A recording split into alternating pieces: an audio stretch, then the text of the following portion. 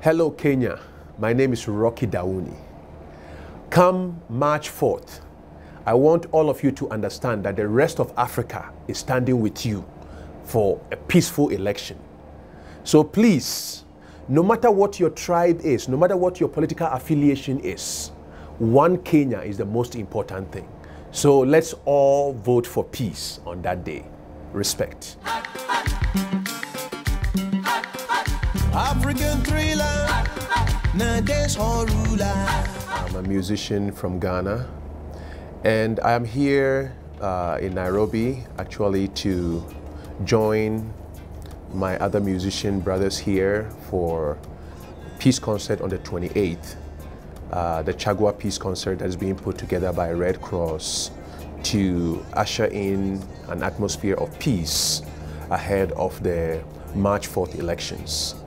And as an artist, an African artist, I feel that, it's very important that, whenever we have these political milestones, artists who are kind of the voices of the people to come together and with the people try to really create, a pathway of understanding and togetherness that I believe that on come March 4th will be very, very, very critical, because we all want to make sure that Kenya beyond March 4th is a peaceful country and continues to be that shining light of Africa. What we need is love to guide and protect us on. If you hope good down from above, help the weak to get strong, yeah. Well, Nairobi I Love You came from the last time, a year and a half ago, when I came to do a concert here at the National Theatre. And whilst I was traveling around, and speaking to people, everybody was telling me about the elections that happened and then the problems of the elections and how it has pitted brother against brother. Sure. So it's a song of celebration. It's also a song of elevation. And at the same time too, it's a song of empowerment, because at the end of the song, it talks about Kenya arises.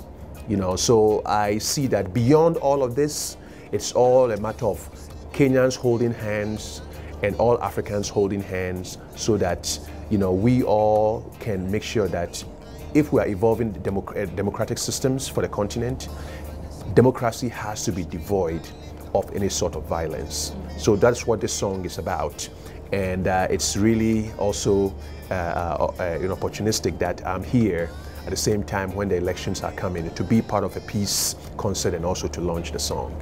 Urban Africa is as hip as any other city around.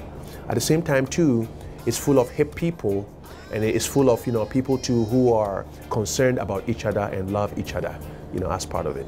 Well, beyond the elections too, everybody around the world, the thing is that Nairobi represents urban Africa.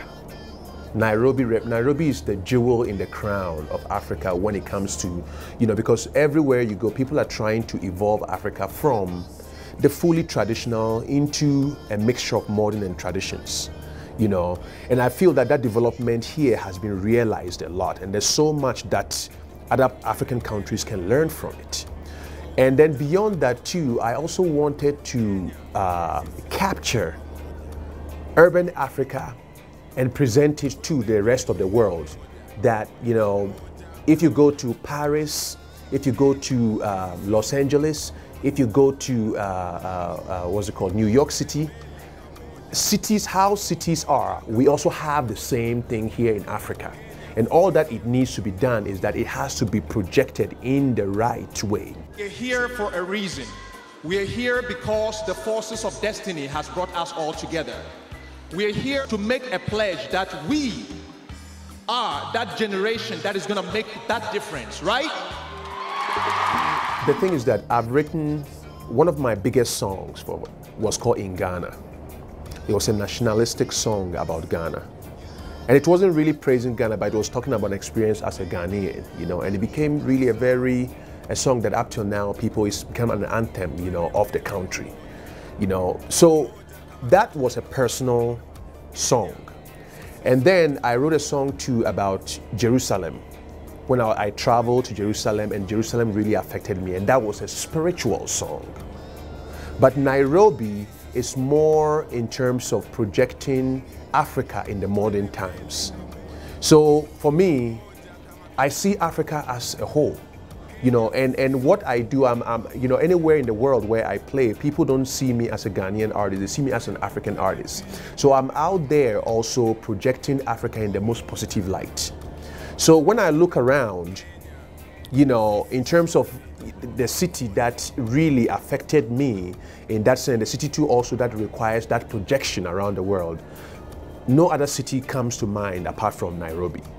And the experience also came from me being here and meeting people on the ground and also understanding, you know, the different forces that were at play here, and also the fear that people were going to lose that national cohesiveness. And I felt that there needed to be a song that reminded people of something that they can all be proud of, and that is their city, the city that is really the crown and shining jewel of Africa. Most of the Kenyan artists who are my friends, we haven't done recordings yet. Nameless, I know Nameless very well, and then Giuliani also did a cameo appearance in the video of Nairobi.